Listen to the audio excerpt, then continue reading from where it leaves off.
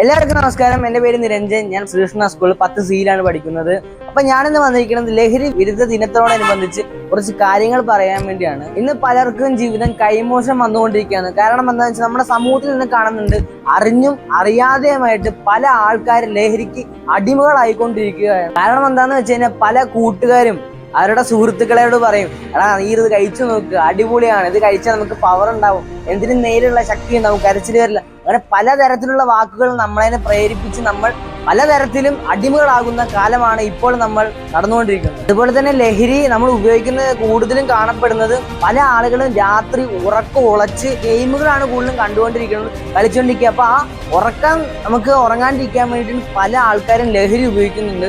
കാരണം എന്ന് വെച്ചാൽ അവർ 2-3 മണിക്കൂർ 4-5 മണിക്കൂറൊക്കെ നിരന്തരം ഗെയിം കളിക്കുമ്പോൾ അവർക്ക് ഉറക്കം എന്തായാലും വരും. അപ്പൊ അതിനെ തടയാൻ വേണ്ടിയിട്ടാണ് പലരും ലഹരി ഉപയോഗിക്കുന്നത്. അതുപോലെ തന്നെ നിങ്ങൾക്ക് മാനസികമായിട്ട് വല്ല പ്രശ്നങ്ങളുണ്ടെങ്കിൽ നിങ്ങൾ ഫോണിൽ പരിഹാരം കാണാനോ പോകരുത്. നിങ്ങൾ ആദ്യം നിങ്ങളുടെ അച്ഛനോടോ അമ്മയോടോ ഇതെല്ലാം പറഞ്ഞ് അവർ നിങ്ങൾക്ക് വേണ്ടി കൃത്യമായിട്ടുള്ള മറുപടികളും പോംവഴികളും കണ്ടുപിടിക്കുന്നതാണ്. അതുപോലെ തന്നെ ഇൻസ്റ്റാഗ്രാമിൽ പല ആൾക്കാരും ഉടായിപ്പാട്ട് ഇറങ്ങിയിട്ടുണ്ട്. 6-7 അക്കൗണ്ടൊക്കെ തുടങ്ങിയിട്ട് ഫേക്ക് അക്കൗണ്ടാണ്. അതിന് 6-7 പേരും പല പേരുകളായിട്ടാണ്. അതിൽ നിന്ന് നമ്മളെ ചതിക്കാൻ സാധ്യതയുണ്ട്.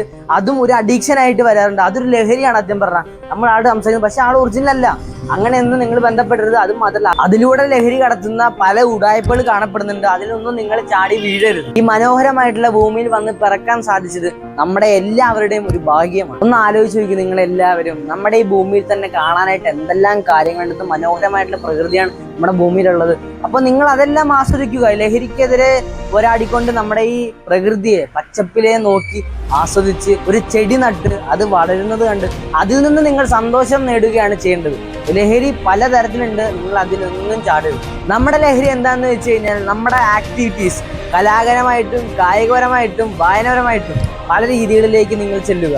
നമ്മുടെ കഴിവുകൾ എന്താണോ അത് മാതാപിതാക്കളോട് പറഞ്ഞിട്ട് അവർ പറയും നമുക്ക് ഇവിടെ പോയി പഠിക്കാന്നുള്ള ആ സാഹചര്യത്തിൽ നമ്മൾ സന്തോഷപ്പെടുക എന്നാണ് നമ്മൾ ചെയ്യേണ്ടത്. നമ്മുടെ ലഹരി എന്ന് വെച്ചാൽ അതാണ് നമ്മുടെ ലഹരിയെ നമ്മുടെ ഭൂമിയിൽ നിന്ന് എന്നേക്കുമായി തുടച്ചു നീക്കാമെന്ന ദൃഢപ്രതിജ്ഞയോടെ എല്ലാവർക്കും നന്ദി, നമസ്കാരം.